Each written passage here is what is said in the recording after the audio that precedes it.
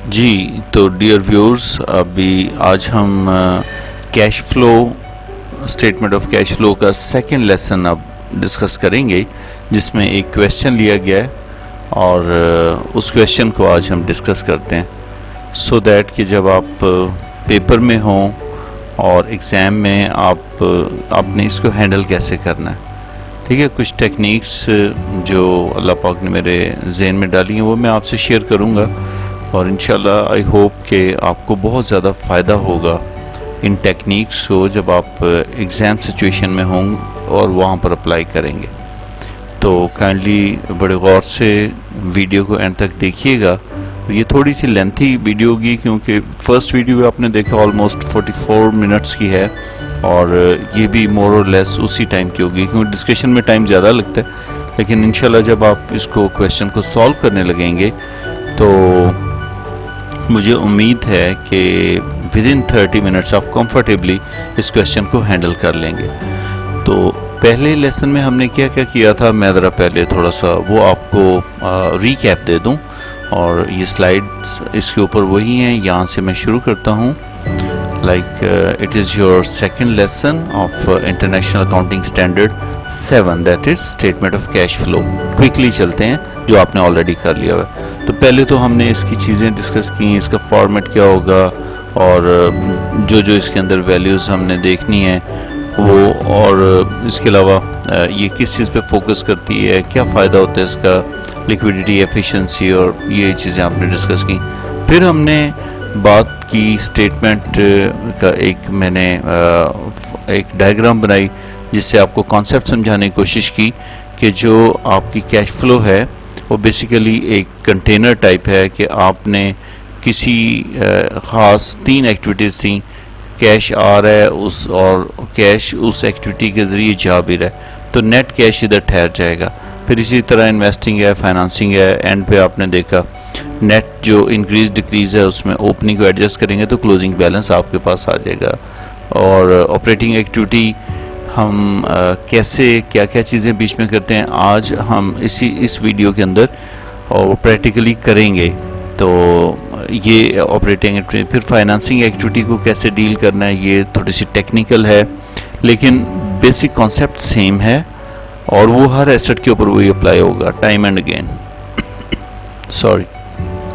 फिर financing activities हैं, share issue करने के वाले से, लोन पे करना है, डिविडेंड देना है, उस वाले से ये हम बात, ये ऑलरेडी ट्रीटमेंट इसकी हमने non revaluation of non current asset को कैसे डील करना है, बोनस को कैसे डील करना है, ये हम प्रीवियस वीडियो के अंदर डिस्कस कर चुके हैं। इसकी रीज़न क्यों है, क्यों इसको प्रिपेयर किया जाता है, ये भी हमने बात पहले कर ली थी। लाइक कि ये ब्रिज करती है गैप को जो कि 2 फाइनेंशियल स्टेटमेंट्स के दरमियान होता है कि पिछला बैलेंस कैश का कितना था, अब कितना है। तो इस लिहाज से ये वीडियो जो है ना वो बड़ी ज़्यादा इम्पॉर्टेंट है कि अब आपको प्रैक्टिकली ये चीज़ जो है ना यहाँ पर बताई जाएगी। मैं यहाँ से ज़रा इसको जी यहाँ पे रख लेते हैं इसको। चलिए सो इसको तस्वीर को इसलिए कैमरा को यहाँ पे रखा गया कि ऊपर वैल्यूज़ आनी है तो वो हमारी हाइड ना हो जाए इसके पीछे। जी तो नेक्स्ट हम चलते हैं। देखिए अब आते हैं क्वेश्चन की तरफ। क्वेश्चन थोड़ा सा ज़रा ड्रा देने वाला क्वेश्चन होगा लेकिन आपने इसे डरना बिल्कुल नहीं है। ये देखिए यहाँ पर हमें स्टेटमेंट ऑफ फाइनेंशियल पोजीशन दी गई एसेट्स के हवाले से, नॉन करंट एसेट्स, और उसमें कुछ नोट इसके साथ लिखे गए हैं और नोट पढ़ना ज़रूरी है। लैंड एंड बिल्डिंग, और ये आपकी ओपनिंग वैल्यूज़ हैं और ये आपकी क्लोजिंग वैल्यूज़ हैं, यानी कि हमारा करंट ईयर ये है। अब इसमें चेंज देखनी है हमने, चेंज इसमें इजाफा हो रहा है या कमी हो रही है। ठीक है, इसी तरह मशीनरी स्टार्ट में हमारे पास 33,700 थी, अब देखें 1990। कुछ मशीनरी शायद हमने डिस्पोज ऑफ की है, उसको देखेंगे क्या सूरत हाल है। इसी तरह व्हीकल और इन्वेस्टमेंट। तो यहाँ की जो स्टोरी है ये आपकी वो जो नंबर 2 हेडिंग थी जिसे आप कहते थे इन्वेस्टिंग एक्टिविटीज़, तो उसकी मूवमेंट सारी की सारी यहाँ से निकलेगी। प्लस एक और चीज़ यहाँ से क्या निकलेगी, यहाँ से आपकी depreciation for the year, depreciation और जो गेन ऑन सेल या loss on sale of disposal है वो भी यहीं से निकलेगा। तो ये इन्वेस्टिंग एक्टिविटी को भी ये वाला एरिया हिट करेगा। फिर आपकी जो ऑपरेटिंग एक्टिविटी है उसको भी ये एरिया हिट करेगा। तो यहाँ से काफ़ी इंफॉर्मेशन हमें मिलने वाली है। ठीक है, तो कैसे हमने इसको ड्रैग करना है, ये नोट नंबर लिखा हुआ है, नोट नंबर 1। इसका मतलब है कि इस नोट की मदद से हमें काफ़ी हेल्प मिल जाएगी कि ये जो मूवमेंट आ रही है इसके अंदर वो कहाँ कहाँ से आ रही है और उसमें कैश कितना इन्वॉल्व है और नॉन कैश एक्सपेंस कितने हैं जिनको हमने जो है ना वो रिवर्ट करना। Then current assets. Current assets में ये देखिए, करंट एसेट्स में हमने कहा था कैश एंड कैश इक्विवेलेंट को छोड़ देना हमने। देखिए ओपनिंग कैश हमारे पास है 278 और क्लोजिंग में है 283। इनकी जो चेंज है, चेंज इनकी चेंज जो है वो हमें नज़र आ रही है कि वो है $5। $5 का आपका चेंज आ रहा है और ये गालबन चेंज आपका इजाफे में है, प्लस है। आपकी जितनी भी कैश फ्लो की तीनों एक्टिविटीज़ हैं उनका एंड रिजल्ट आपको पहले ही पता चल गया, आंसर का हमें पहले ही पता लग गया कि उसे नेट ऑफ करेंगे ना जब ऑपरेटिंग एक्टिविटी, फिर आपकी फाइनेंसिंग एक्टिविटी, फिर आपकी इन्वेस्टिंग और लास्ट पे फाइनेंसिंग एक्टिविटीज़, तीनों हेडिंग कि जब कैश फ्लोज को समराइज करेंगे तो आपका आंसर आएगा इंक्रीज 5। ठीक है, क्योंकि 1000 में है ना, तो $5000 की इंक्रीज हुई है टोटल आपके पूरे के पूरे ये एक साल के अंदर। 14 का एंड है और 15 का क्लोजिंग है, मीन के 2015 है उसके अंदर ये चेंज आई है। सो ये क्वेश्चन में एक इंटरेस्टिंग थिंग ये है कि आंसर आपको पहले ही पता है, लिहाजा ये आपका ओपनिंग बैलेंस है, इसको भी आपने बिल्कुल अभी कुछ नहीं कहना, और ये क्लोजिंग बैलेंस है इसको भी कुछ नहीं कहना। ये चेंज अब हमने ड्रैग करनी है कि ये चेंज कहाँ से आई, जैसे कि वो भी आप देख रहे थे ना, bridge between to financial statement. तो ये जो 5 का जो चेंज आया है ये कहाँ कहाँ से आया है, ये एक्चुअली हमने आइडेंटिफाई करना है। ठीक है, आई होप के थोड़ा सा ये कॉन्सेप्ट आपको आ गया होगा। तो आंसर आपको पहले ही पता लग जाता है स्टेटमेंट का। तो ये मत कीजिएगा कि ऊपर कुछ भी लिख दें नीचे आंसर ये लिख दें तो आपको पूरे मार्क्स मिलेंगे, ऐसा नहीं है। हर कंपोनेंट की, हर कैलकुलेशन की अलग वेटेज है, उसके अलग से मार्क्स हैं। अगर आप ए लेवल में आ रहे हैं तो उसमें एक एक पॉइंट का आपको मार्क दिया जाएगा। इसी तरह दूसरी जो स्ट्रीम है, जो institute of cost and management accountants हैं पाकिस्तान, उनमें भी जो चार्टर्ड अकाउंटेंट्स हैं, आई कैप है, उसमें भी तो एक एक कंपोनेंट का आपको अलग से जो है ना वो मार्क मिलेगा। ठीक है, इसी तरह की अगर CSS के मेरे ख्याल कोर्स में भी शायद है ये, तो और हर चीज़ का एक नंबर है। आपने अगर ठीक तरह से डेप्रिसिएशन कैलकुलेट किया तो नंबर 1 मिलेगा। आगे आपने कैलकुलेशन या कोई और वैल्यूज़ गलत की हैं तो वो मार्क आपको मिलेगा, उसमें आपको नेगेटिव मार्किंग वाला कॉन्सेप्ट नहीं है। ये हैप्पी होने की बात है। अच्छा जी, तो ये टोटल एसेट्स हैं, हमने इसके साथ कुछ भी नहीं करना, हमें इसकी इंफॉर्मेशन की ज़रूरत भी नहीं थी। ठीक है, अब यहाँ पे थोड़ा सा मैं आपको लेके चलता हूँ। यहाँ पे इन्वेंट्रीज के हवाले से ये देखिए $1730 है, जो कि अब 2000 बन गया। तो इन्वेंट्री इंक्रीज़ की है, और आपको ये पता है कि current assets other than cash, cash equivalent मैंने पहले ही आपको बता दिया था, इनको नहीं आपने जो है ना इस डिस्कशन में लाना जब चेंज इन वर्किंग कैपिटल आए। तो ये जो इंक्रीज हो रहा है इसका मतलब है आपका कैश इन्वॉल्व हो रहा है इन्वेंट्री के अंदर, तो ये आउटफ्लो कहलाएगा। जितनी भी अमाउंट बनती है, ये गलबन 270 बन रही है, तो ये आपका इन्वॉल्व हो रहा है कैश इन्वेंट्रीज के अंदर, तो आउटफ्लो है ये। ठीक है, तो आप ऑपरेटिंग एक्टिविटी के अंदर जहाँ पे चेंज इन वर्किंग कैपिटल लाना है वहाँ पर इसको आपने आउटफ्लो शो करना है। इसी तरह ट्रेड रिसीवेबल में 550 से ये 850 तक चली गई, तो 300 इसमें आपने इन्वॉल्व कर दिया, तो ये भी आपका आउटफ्लो आ गया। फिर इसी तरह जब आप कैपिटल एंड लायबिलिटीज़ में आते हैं तो यहाँ पे मैं करंट लायबिलिटीज़ की तरफ लेके आऊँगा आपको। ये देखिए करंट लायबिलिटीज़ में क्या हुआ, आपका 2587 से लेके 27 95, यानी कि ये आपकी करंट लायबिलिटीज इंक्रीज कर गई। जब करंट लायबिलिटीज इंक्रीज करती हैं रादर, ये देखिए ये आपका टोटल, इसको हम डिस्कस करेंगे। ये करंट लायबिलिटीज में ट्रेड पेबल, तो ट्रेड पेबल जो है आपका वो आपका 1007 से लेके इंक्रीज कर गया, तो इसका मतलब है ये आपका इनफ्लो है, ये आपका जो है ना वो कैश फ्लो में ऐड हो जाएगा। टैक्स लायबिलिटी के हवाले से हम ये देखेंगे कि आपकी जो करंट टैक्स है वो ये है 428, ये करंट ईयर का है। प्रीवियस जो था वो आपका पे हो चुका, तो इसका मतलब ये है कि जो कैश टैक्स पेड है वो आपने 380 यहाँ पर लिखना है। खैर आगे वर्किंग आने वाली है, उसमें हम यह इसको लेके चलेंगे। इसी तरह आप देखिए, आपको जो इक्विटी सेक्शन है उसमें ऑर्डिनरी शेयर्स दे रखे हैं, ये आपके 12,100 के, इसमें चेंज देखिएगा ये 12,600 आ गए। इसका मतलब है कि आपकी ये वैल्यू इंक्रीज़ की है, तो इशू क्यों होंगे तो इंक्रीज़ होगा। इसी तरह इसमें भी जो चेंज आई है वो भी आपका इनफ्लो है, ये भी इनफ्लो है। रीवैल्यूएशन आपका कुछ भी नहीं है, ना वो इनफ्लो है ना वो आउटफ्लो है। इसका मतलब इसका इम्पैक्ट जिस भी एसेट पे डला होगा, अगर ये फॉर एग्जांपल लैंड पे डला है, यहाँ पे लैंड एंड बिल्डिंग के अंदर अगर डला है, तो इसका मतलब है कि इस वैल्यू में से ये तो हम 32 तो माइनस करेंगे, बाकी देखेंगे कि हमने कोई नई ख़रीदारी की है कि नहीं की है। ठीक है, इसके लिए नोट में हम जाकर देखेंगे। इसी तरह देखिए कि आपकी जो रिवॉल्यूशन आ गई, फिर रिटेन अर्निंग, ये नोट 2 पढ़ेंगे तो फिर पता चलेगा कि रिटेन अर्निंग की क्या पोजीशन है। तो आपने जो चेंज नहीं देखनी, याद रखिएगा ये वाली चेंज जो रिटेन अर्निंग वाली है, इसको आपने इसमें नहीं कंसीडर करना। इसी तरह कैश एंड कैश इक्विवेलेंट जो मैंने आपको पहले रिक्वेस्ट कर दी कि ये वाली वैल्यूज़ आपने नहीं देखनी। ओके, ना ही आपने रिटेन अर्निंग को छेड़ना है, ना ही आपने कैश इक्विवेलेंट को छेड़ना है, राइट।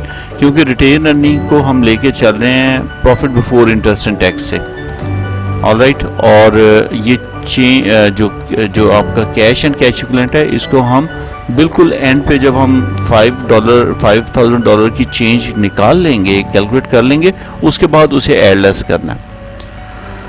तो चलिए आगे देखते हैं। ये देखिए आपकी 8% डिवेंचर है और रीपेबल 2045 में है, जबकि ये 14 में भी ये वैल्यू थी और इधर भी यही वैल्यू है, यानी कि इसमें कोई चेंज नहीं आया। तो हमने फिर इसका मतलब है इसका जो 8% इंटरेस्ट बनता है 480 वो पे किया हुआ ड्यूरिंग द ईयर। ओके, यहाँ पर हमें एक क्लू मिल जाएगा कि इंटरेस्ट एक्सपेंस हमारा कितना है। तो पेबल में क्योंकि इंटरेस्ट नज़र नहीं आ रहा, तो इसका मतलब है सारा का सारा इंटरेस्ट जो था वो हमने पे कर दिया, जो एक्सपेंस था वो पे हो गया।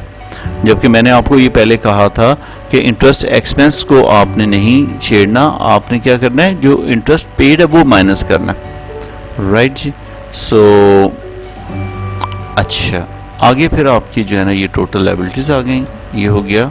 अब नोट 1 आ गया, नोट 1 इससे रिलेट कर रहा है।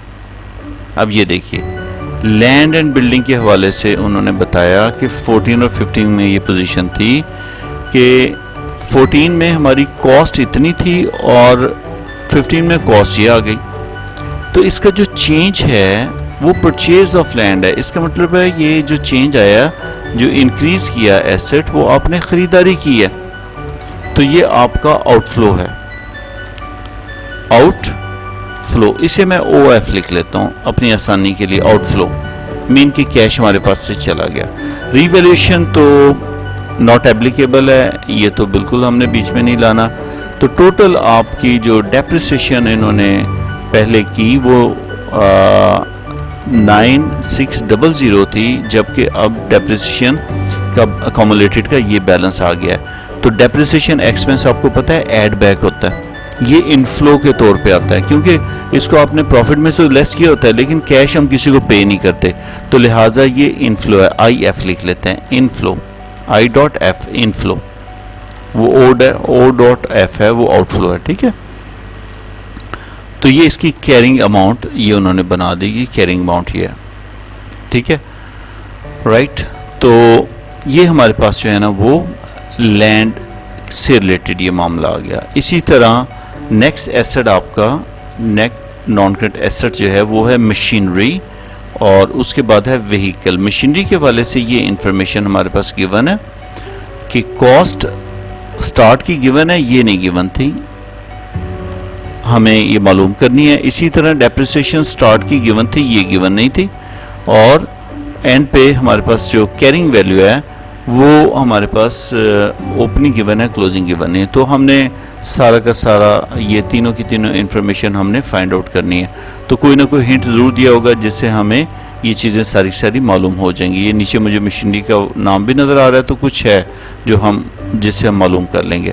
व्हीकल देखिए, व्हीकल स्टार्ट में 16,500 के हैं, अब आपकी कॉस्ट बढ़ गई है। इसका मतलब यह है कि ये आपका आउटफ्लो हो गया, OF आउटफ्लो, जो चेंज आई है वो आउटफ्लो आ जाएगा। डेप्रिसिएशन आपकी 600 से 800 चलेगी, तो ये आपका इनफ्लो आ गया डेप्रिसिएशन की सूरत में, डेप्रिसिएशन एक्सपेंस। और ये आपकी कैरिंग अमाउंट, जाहिर है कि कॉस्ट में से अकोमोलेटेड लेस करेंगे तो कैरिंग अमाउंट आएगी। चलिए, अब ये कुछ मामला हमारा मशीनरी के लिहाज से कुछ नोट का कह रहे हैं कि during the year ended 31st May machinery which had originally cost 1200, ये 1000 हम अलहदा कर लेते हैं, 1200 कर लें क्योंकि सारी वो 1000 में है ना। तो 1200 की जो मशीन थी वो ओरिजिनली जो कॉस्ट कर रही थी, हमने उसे बेच डाला, ठीक है, उसको हमने बेच डाला। अगर मैं एज्यूम करूं कि और कोई ख़रीदारी नहीं हुई तो क्लोजिंग बैलेंस कॉस्ट का कितना आ जाएगा, 65 में से ये 1200 माइनस हो जाएगा, तो यहां पर हमारा क्लोजिंग बैलेंस आ जाएगा। ऑल राइट, अब आगे चलते हैं। इसी नोट को ही आगे लेके चल रहा है। वॉज सोल्ड फॉर, ये देखिए बेचा उसे कितने में, हमने बेचा उससे हमने $750 में। तो ये आपका इनफ्लो आ गया, इनफ्लो आ गया, आपका इन्वेस्टिंग एक्टिविटी का इनफ्लो आ गया। अब हमने देखना यह है कि इस पे हमें लॉस हुआ या प्रॉफिट हुआ, उसके लिए डिस्पोजल का अकाउंट बना लेंगे हम। और आपको डिस्पोजल का अकाउंट अच्छे से आता है, और अगर कोई इसमें कन्फ्यूजन है तो प्लीज़ मेरी वीडियो देखिएगा, disposal of non current asset के वाले से मैंने बनाई है।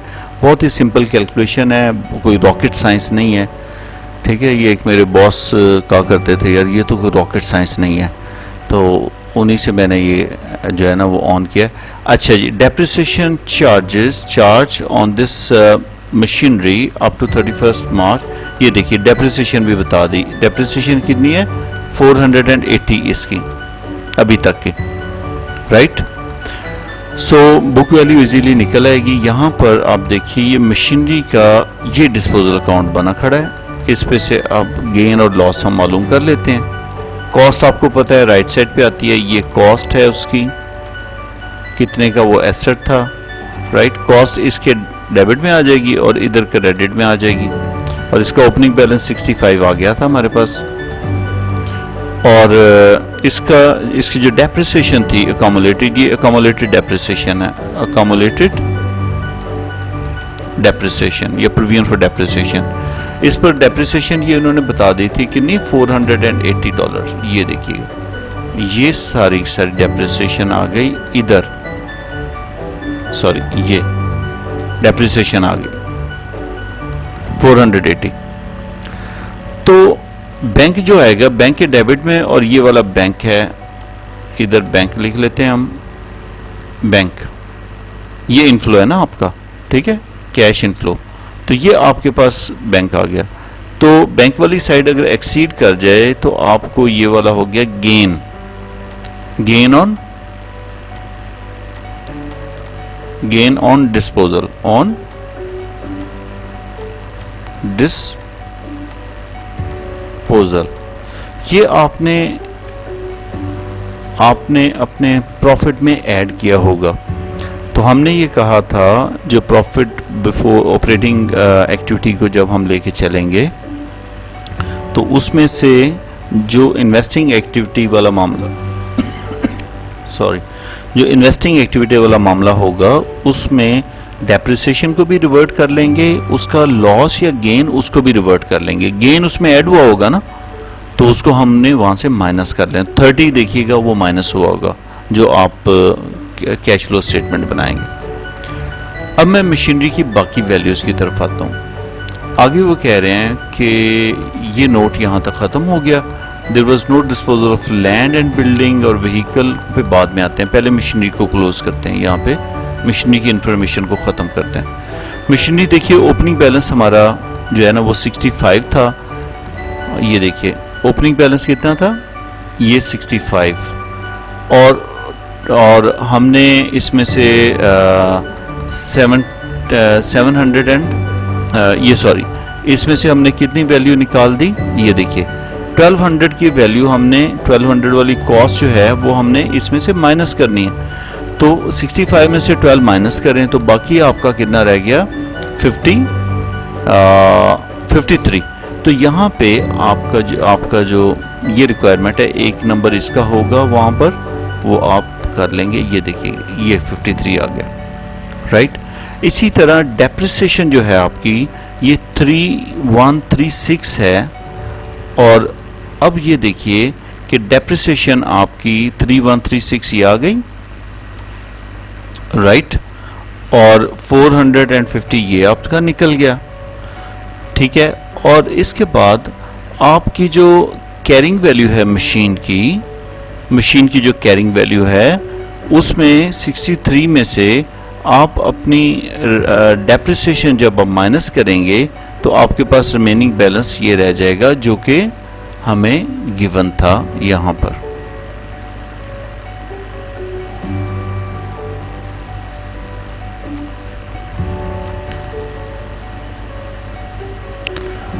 जी, तो इसकी जो कैरिंग वैल्यू है वो आप अगर गौर से देखें तो हमें इंफॉर्मेशन यहाँ पे दी थी कि ये इसकी 1990 कैरिंग वैल्यू है मशीनरी की। जब 1990 यहाँ पे हम प्लेस करेंगे इस जगह में 1990, तो यहाँ पे जो हमारा 53 और 1990 का जो डिफरेंस है वो डेप्रिसिएशन निकल आएगी जो इसका बैलेंस होगा। लिहाजा ये आपका जो क्लोजिंग बैलेंस है ये 3310 आ जाएगा।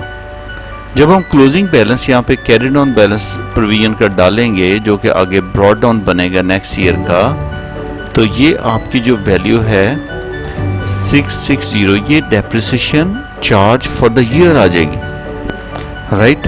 तो मशीनरी की जो डेप्रिसिएशन है, डेप्रिसिएशन ऑफ मशीन, ये आपके पास आ गई 660, ठीक है। ये आपकी मशीनरी की डेप्रिसिएशन आ गई। लैंड के हवाले से अब थोड़ी सी बात कर लेते हैं। ये कहा गया there was no disposal of land, building और व्हीकल, ठीक है। लैंड, बिल्डिंग और व्हीकल जो है ना वो हमारी उसको हमने डिस्पोज ऑफ नहीं किया।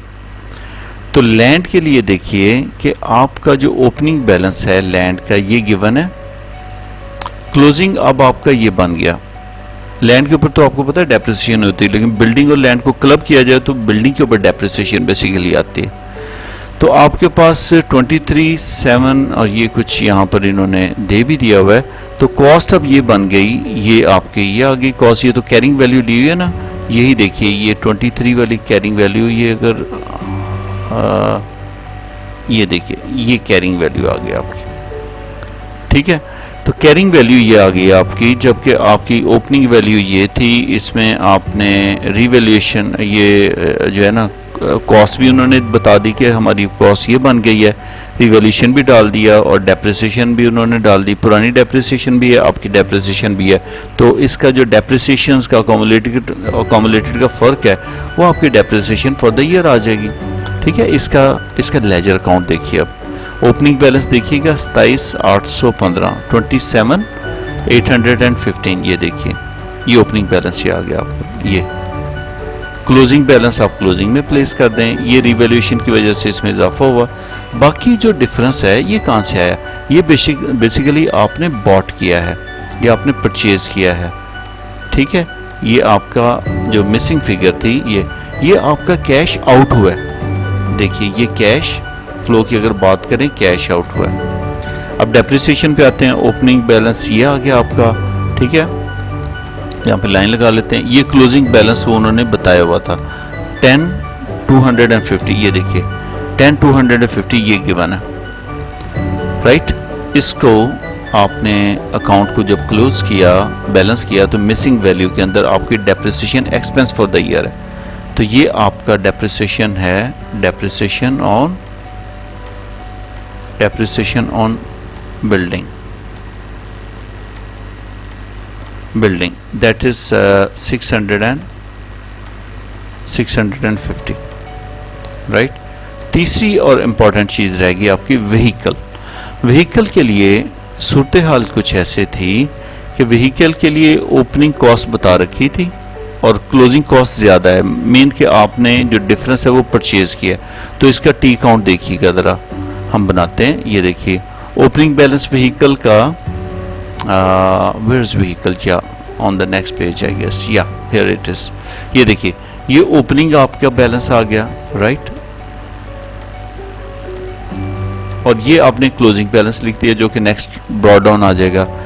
तो इसमें 100 का इजाफा हो रहा है, इसका मतलब है 100 का आपने बॉट किया है, ये आपका कैश आउटफ्लो आ गया। ये देखिए यहाँ पे कैश आउटफ्लो आ गया।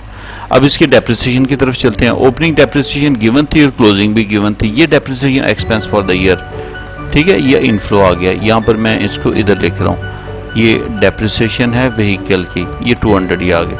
तो इसको ऑल टुगेदर देखिएगा डेप्रिसिएशन एक्सपेंस बना कितना, 0, 1 और 12, 13, 14 एंड 15, आई गेस ये 1510 बनता है। एक दो दोबारा मैं देख लेता हूँ, और ये आ गया आपका 11, 1 कैरी हो गया आपका 7, 8, 9 और 9 और 6 एग्जैक्टली। ये आपकी डेप्रिसिएशन एक्सपेंस है।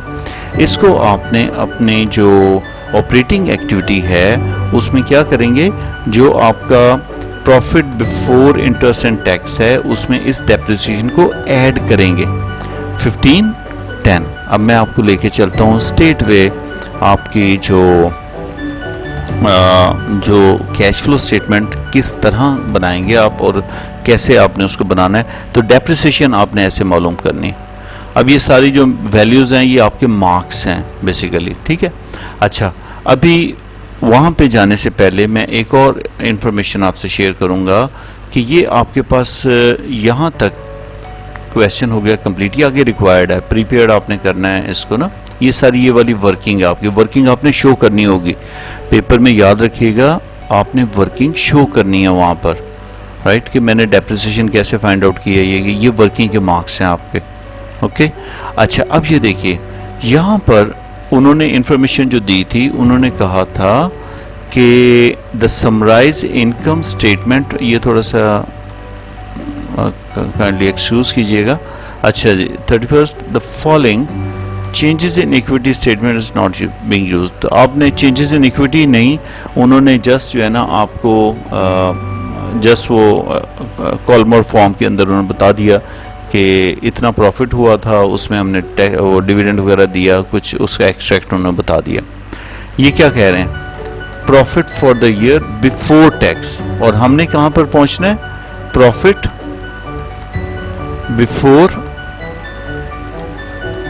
बिफोर इंटरेस्ट एंड टैक्स पे आना है। इसका मतलब है इसमें अभी इंटरेस्ट हमें ऐड करना पड़ेगा, और इंटरेस्ट के लिए याद है पीछे उन्होंने क्लू दे दिया था, मैंने कहा था ना ये स्टैटिक लगाया था मैंने। तो ये 8% इसका 400 एंड ये देखिए इसी ये जो अमाउंट है आपकी, जो डिबेंचर की अमाउंट है उसका 8% लेंगे, 96 बनेगा। इसका मतलब ये हुआ कि इसमें वो वाला आपने इंटरेस्ट एक्सपेंस 96 इसके अंदर हम ऐड, राइट, ये हमने एक्सपेंस को ऐड किया, ओके। तो एंड पे हमने जो पेड है उसको माइनस करना है। तो ये भी हो सकता है कि इंटरेस्ट एक्सपेंस जितना उतना पेड हो, तो एक दफ़ा पहले आप इसे प्लस करें और बाद में पेड को माइनस कर दें।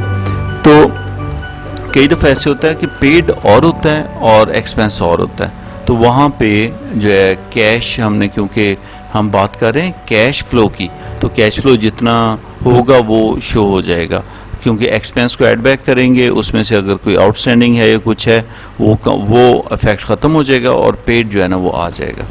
सो आपने एक तो काम ये करना है ऑपरेटिंग एक्टिविटी पे आने के लिए, सबसे पहले आपने पीबीआईटी निकालना है। पीबीआईटी कैसे निकलेगा? इन दोनों वैल्यूज़ को आपस में ऐड करके।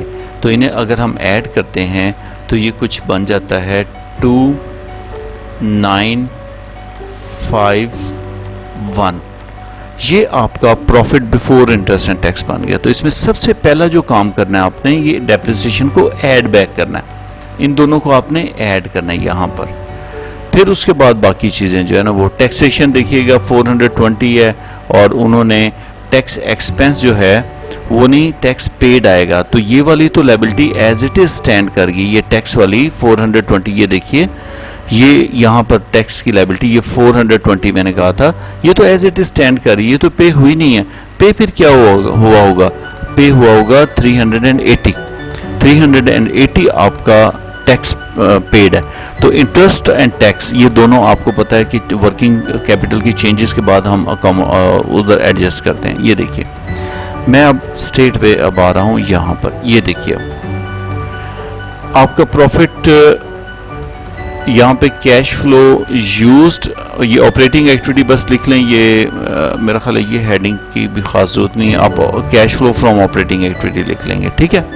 तो यहाँ पे profit from operation, profit from operation उन्होंने जो दिया उसमें उन्होंने उसको बिफोर इंटरेस्ट एंड टैक्स वो लिया सबसे पहले, तो वो आप लेंगे जी। तो एक छोटी सी करेक्शन हम करते हैं यहाँ पर, जो टैक्स की कैलकुलेशन थी, क्योंकि मैं कैलकुलेटर यूज़ नहीं कर रहा था, तो अच्छा, तो हमारे पास जो टैक्स की इंटरेस्ट की अमाउंट बनी थी, टैक्स नहीं इंटरेस्ट की अमाउंट बनी थी, वो 96 बना था।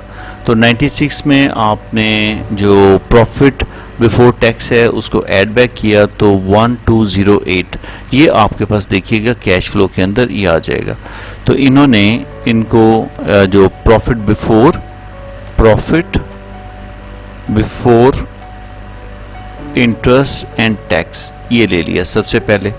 अब ये देखिए डेप्रिसिएशन बिल्डिंग की, मशीनरी की, लैंड की, ये ऐड बैक कर ले, तो ये 15 देन ये इन्होंने प्लस कर लिया बीच में।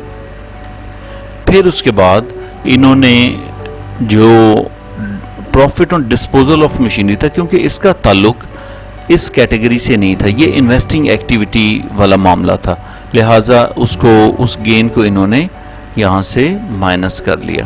एक और वजह भी है, क्योंकि ये प्रॉफिट के अगेंस्ट जो है वो कैश फ्लो को डील करना है इन्वेस्टिंग के अंदर, तो इसका तो यहाँ पे ताल्लुक ही नहीं बनता, लिहाजा इसको आपने यहाँ से माइनस कर देना। फिर अब देखिए इन्वेंट्री की इंक्रीज 270, देखिए इन्वेंट्री की इंक्रीज कैसे आई, ये देखिए इन्वेंट्री आपके पास जो है ना वो जैसे हमने देखा था ये 17, ये देखिए 1730 और ये 200 बन गई, तो इसके अंदर जो इजाफा हुआ वो हुआ आपका 270 आपका कैश आउटफ्लो हो गया। तो ये यहाँ पर स्ट्रेट वे आप कैश आउटफ्लो ले जाएंगे, ये 270 ये आपका आउट हो गया। फिर इसी तरह ट्रेड रिसीवेबल को देखेंगे कि इसके अंदर अमाउंट आपकी इंक्रीज की, ये भी आउटफ्लो आ गया। फिर आपके ट्रेड पेबल जो है वो इंक्रीज किए थे, तो ट्रेड पेबल इंक्रीज का मतलब है कि लोगों के पैसे हमने होल्ड कर लिए, तो ये भी इनफ्लो बन गया, तो इसको आपने ऐड कर लिया। तो ये देखिए टोटल अब हमारे पास सिचुएशन ये बनी, वर्किंग कैपिटल की चेंज के बाद आपका जो ऑपरेशन से कैश आ रहा है, यूज नहीं हुआ, इन हुआ है, वो आपका 2286। अब इसमें दो वो जो एडजस्टमेंट्स मैंने आपसे जिक्र की थी, एक देखिएगा वही वाला इंटरेस्ट जो यहाँ पर इन्होंने ऐड किया था, अब उसको लेस करेंगे, क्योंकि जो इंटरेस्ट एक्सपेंस है और पेड है दोनों ही बराबर थे, इसलिए आपको एक नॉनसेंस सी बात लग रही है जी, पहले आपने ऐड किया लेस किया है, लेकिन नॉनसेंस नहीं है। अगर आपने जो इंटरेस्ट है एक्सपेंस आपको पता है वो रिकॉर्ड होता है हमारा इनकम स्टेटमेंट के अंदर, और जो पेड है वो अगर कम हुआ है तो आपकी लायबिलिटी स्टैंड कर जाती है। तो क्योंकि कैश फ्लो के अंदर तो हमने वो चीज़ें लिखनी हैं कि हमने एक्सपेंस के अगेंस्ट पेमेंट कितनी की है, तो हम पहले एक्सपेंस को ऐड बैक करते हैं, हम कहते हैं उसको तो छोड़े ना, तो जो पेमेंट आएगी वो हम लिख लेंगे। तो पहली चीज़ आपने ये एडिशनल याद रखिएगा, ये लाजमी आपने ये वाली एडजस्टमेंट करनी है, एक ये, और दूसरी आपने टैक्स की जो पेमेंट है, और ये प्रीवियस ईयर का जो टैक्स होगा 2014 वाला टैक्स इस साल पे होगा, बाकी आउटस्टैंड कर। यहाँ पर अब आप देखते हैं, इसको नेट करेंगे तो आपके पास ये जो अमाउंट आई ये net cash flow from operating activity, ये आपका एंड प्रोडक्ट है ये ऑपरेटिंग एक्टिविटी का। तो यहाँ से लेके ये सारी की सारी वर्किंग जो है आपकी यहाँ तक, ये आपकी कैलकुलेशन थी ऑपरेटिंग एक्टिविटी की। तो सबसे मेजर यही काम होता है आपका, राइट। उसके बाद फिर आप इन्वेस्टिंग एक्टिविटी पे आते हैं। इन्वेस्टिंग के अंदर आपको पता है नॉन करंट एसेट जो आपने परचेज़ किए, उसमें क्या क्या चीज़ें परचेज़ की थी वो हम देख लेते हैं। सबसे पहले आपने जो परचेज़ किया, अगर आप लैंड की तरफ आते हैं तो लैंड आपने 3205 की परचेज़ की, वो लेजर हमने ऑलरेडी मेंटेन किया था, उसमें आपको पता लग गया, ठीक है। इसके अलावा और आपने जो यहाँ पर ये देखिए, ये आपने परचेज़ की है जो है व्हीकल, और ये आपने की है इन्वेस्टमेंट। तो ये 1, 2 एंड 3 थिंग्स का टोटल ऑल टुगेदर कितना बन गया, वो आपका ये बन गया। आपने नॉन करंट एसेट्स परचेज की, आउटफ्लो हो गया। इनको अलहदा से बेशक लिख लीजिए या क्लब करके लिख लें। फिर जो आपने डिस्पोज ऑफ किया 750 का, वो आपने यहाँ पर जो है वो ऐड कर लिया। ये इन्होंने जो purchase of non current asset और ये परचेज ऑफ इन्वेस्टमेंट अलहदा लिखा हुआ है, ठीक है। तो इसको आप अलहदा से पहले दूसरों को भी बेशक अलहदा लिख लें कि बिल्डिंग हमने अलहदा परचेज़ किया, व्हीकल या जो भी एसेट परचेज़ किया उसको अलहदा भी आप मेंशन कर सकते हैं। सो इसका नेट जब किया आपने यूज़ किया 3505 आपने यूज़ किया नेट, राइट। तो यहाँ पे आपका इसको बेशक ऐसे हम लाइन लगा लें, इधर भी हम लाइन लगा लेते हैं, राइट।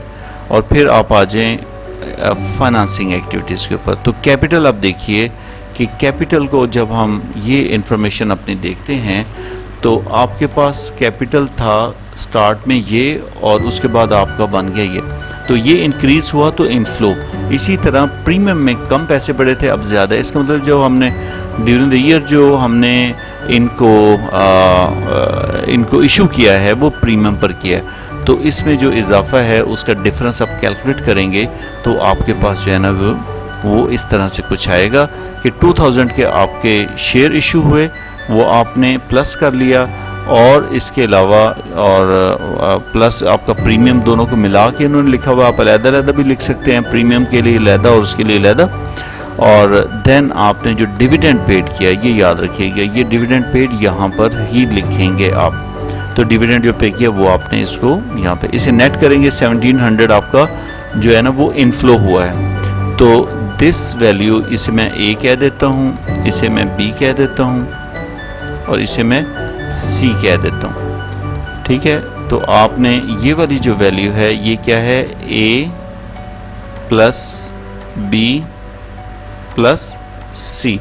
कोई भी इसमें से माइनस की वैल्यू हो तो जैसे यहाँ पे इन्वेस्टिंग एक्टिविटी के अंदर माइनस की वैल्यू तो वो निकल जाएगी। तो अल्टीमेटली आपके पास जो कैश है वो यूज़ हुआ है द इंक्रीज और decrease in cash and cash equivalent.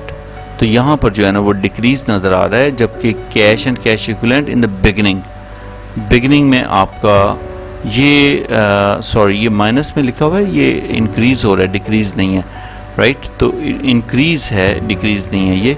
और उसके बाद आपका जो पुराना कैश था वो ये पड़ा हुआ है, अब आपका बैलेंस बन गया ये, ठीक है। ये माइनस में नहीं है, ये प्लस के अंदर है, तो ये इंक्रीज है नॉट डिक्रीज, ओके। सो आपका जैसे मैंने पहले बताया था कि ये इंफॉर्मेशन आपको पहले से ही पता थी, ठीक है। ये मैं अगर आपको लेके चलता हूँ क्वेश्चन की तरफ, तो ये मैंने आपको पहले ही कैलकुलेट यहाँ पे करके बता दिया था कि ये आपका जो कैश इक्विवेलेंट है उसमें $5 का आंसर आएगी, यानी कि तीनों एक्टिविटी को जब हम क्लब करेंगे उनके कैश फ्लोज को तो इसका आंसर ये आएगा। तो आंसर आपको ऑलरेडी पता था, तो इसलिए हमने ओपनिंग और क्लोजिंग को कहीं नहीं लिखा। रीज़न क्या थी कि रीज़न ये थी कि हमने इनको जो ये देखिए रीज़न ये थी कि इनको हमने जो है ना वो स्टेटमेंट ऑफ कैश फ्लो के अंदर सबसे एंड पे यहाँ पे रिकॉर्ड करना था, ये इसलिए ओपनिंग क्लोजिंग को हमने जो है ना वो नहीं छेड़ा था। सो डियर व्यूअर्स, ये आपका क्वेश्चन था regarding cash flow statement. So please इसमें एक यहाँ पे आपको वर्किंग नज़र आ रही है, ये वर्किंग एक एक्स्ट्रा वर्किंग की गई है, इसकी ज़रूरत नहीं है करने की। तो ये तो क्योंकि आपके पास अगर प्रैक्टिस कर रहे हैं तो उस वक्त आप जो इनफ्लोज हैं उन्हें अलहदा लिखा हुआ है, आउटफ्लोज को अलहदा लिखा है, फिर ऑपरेटिंग के इनफ्लो अलहदा ले जाएंगे एक्टिविटी और दूसरे के अलहदा ले जाएंगे। तो आपने ऐसा कुछ करने की ज़रूरत नहीं है, just you can start from here. तो यहाँ पे याद रखिएगा सबसे पहला काम आपने ये करना है, ये profit before interest and tax सबसे पहले फाइंड आउट करना है। फिर आपने आना है डेप्रिसिएशन जो होगी, डेप्रिसिएशन मालूम करनी है, डेप्रिसिएशन एसेट्स की मालूम करनी है। फिर आपने उसके बाद जो डिस्पोजल का गेन और लॉस है ये आपने फाइंड आउट करना है।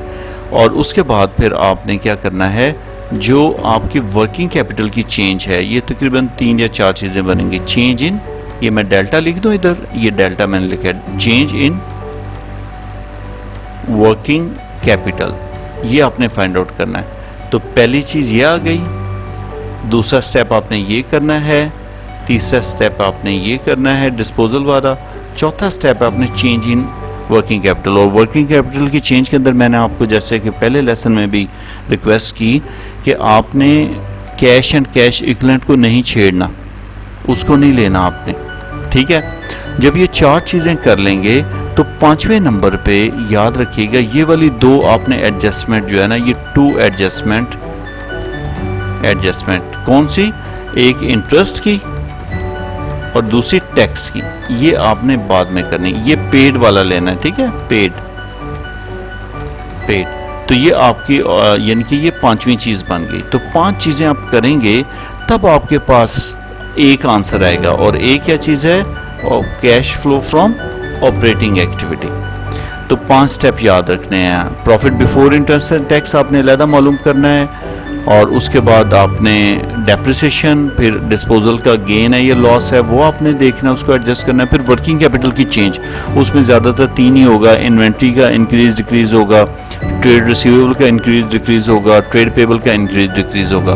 तो ये 3 बातें उसमें आ जाएंगी चौथे पॉइंट के अंदर। 5वें के अंदर आपने 2 एडजस्टमेंट करनी है, एक टैक्स पेड और इंटरेस्ट पेड और टैक्स पेड, वो आपने माइनस करना है। तब ये 5 काम करेंगे तो ऑपरेटिंग एक्टिविटी आपकी निकलेगी, ठीक है। ये जो 18 ये आ रहा है ना, ये वाला 1810 ए का आंसर, तो तब ये निकलेगा ये वाला आंसर।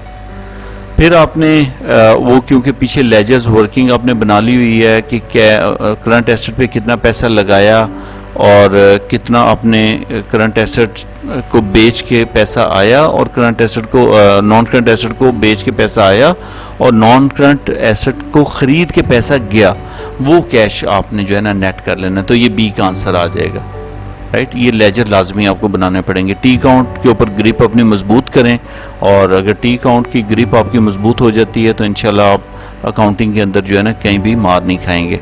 और लास्ट बट नॉट लीस्ट, ये आपने जो है वो जो इक्विटी वाला सेक्शन है, कैपिटल एंड लायबिलिटीज़ के अंदर जो आपका इक्विटी का सेक्शन है, तो उसको आपने जो है ना वो देखना है। इसमें याद रखिएगा बोनस इशू जो है या रिवैल्यूएशन का जो चेंज है उसको आपने यहाँ पर नहीं लेना, ठीक है। बोनस इशू का मतलब ये होता है कि रिजर्व पड़े हुए हैं उसी को ट्रांसफ़र कर दिया है शेयर्स के अंदर, तो कैश कंपनी के पास नहीं आता, ठीक है। तो हाँ, न्यू इशू है तो वो ज़रूर आपने लिखना है। तो न्यू इशू जो है वो आ जाएगा, और फिर डिविडेंड पेड वो भी आपको रिटेन अर्निंग में से मिल जाएगा। तो ये नेट फ्लो यानी कि सी का आंसर ये आ जाएगा। फिर आपने ए, बी और सी को ऑल टुगेदर क्लब कर लेना है, फिर ये चेंज आ जाएगी। यहाँ पे आपका इंक्रीज़ हो गया $5 से, ये ओपनिंग कैश के अंदर इसे ऐड करेंगे तो ये क्लोजिंग बन जाएगा। That is basically bridge between two statements, two statement of financial position. 14 और 15 का ब्रिज बन गया हमारे पास ये 5 का। तो stay blessed, please please please channel को सब्सक्राइब भी करें और आगे दोस्तों को आप शेयर भी करें, उन्हें कहें आगे अपने फ्रेंड्स को शेयर करें ताकि सब लोग इससे फ़ायदा उठाएं। और अपना बहुत ज़्यादा ख्याल रखिएगा। अल्लाह ताला आपको हमेशा अपने हिफ्ज़ व अमान में रखे और सेहत तंदुरुस्ती दे आपको, आपके पेरेंट्स को, और बड़ी हैप्पी लाइफ अल्लाह ताला आपकी करे। ठीक है, और स्टे ब्लेस्ड एंड अल्लाह हाफिज़। Like and share my channel. See you in the next video.